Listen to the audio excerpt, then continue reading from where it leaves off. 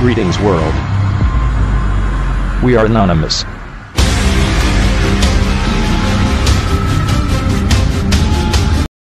This was supposed to be the match it all clicked into place for Brendan Rodgers' side, having put together a run of 3 decent performances which culminated in their dominance of the game if not the points against Arsenal last weekend. Nothing could have been further from the truth even though they won 1-0. And it was Burnley who found out what their opponents recently discovered: playing well does not necessarily guarantee results. Up until the last couple of weeks Liverpool had been neither playing well or getting results, and it is high time they discovered how to get the job done.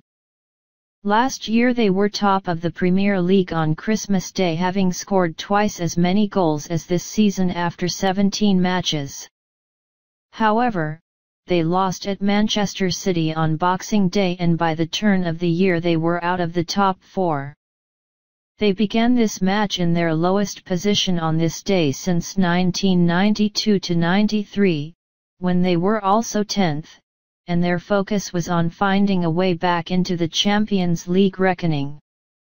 Their cause was not helped by injuries in the game to goalkeeper Brad Jones and Kolo Toure, the former handing the recently dropped Simon Mignolet a route back into the team.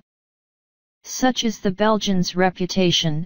However, he was routinely teased and taunted by the home crowd, and not all of that was unjustified in a 75-minute performance which did little to suggest the work and analysis Rodgers claims he has been doing at their Melwood training ground has benefited him at all.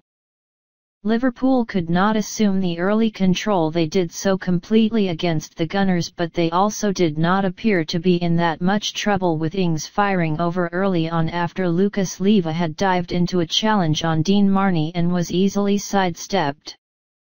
Ings, whose 4 league goals was better than anything the visitors could boast, was a threat, and when Martin Skrtel came out to attack a Burnley throw and missed, the striker rammed a shot against the post with Ashley Barnes ballooning over the rebound.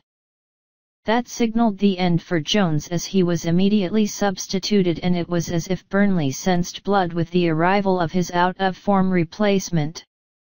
Mignolet's every touch was jeered, and the ridicule only worsened when he drilled a clearance straight into Ings and scrambled to recover. Burnley swarmed forward with renewed encouragement. Barnes headed over.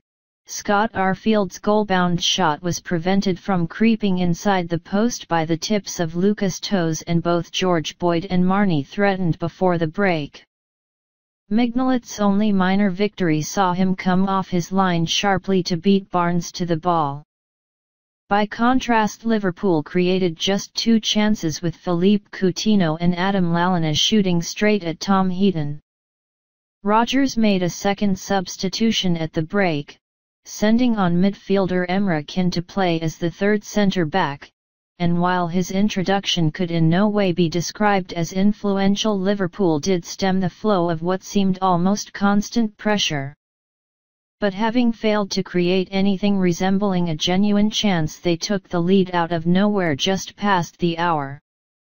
Coutinho's lob sent Sterling clear and around goalkeeper Tom Heaton, rolling a shot past Burnley's despairing defenders trying to get back.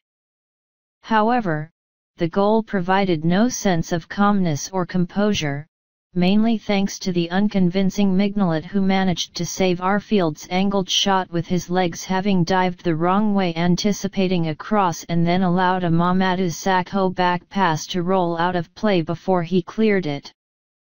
The welcome sight of last season's 20-goal striker Sam Vokes making his first appearance since March after a cruciate knee ligament injury was some consolation for Burnley fans.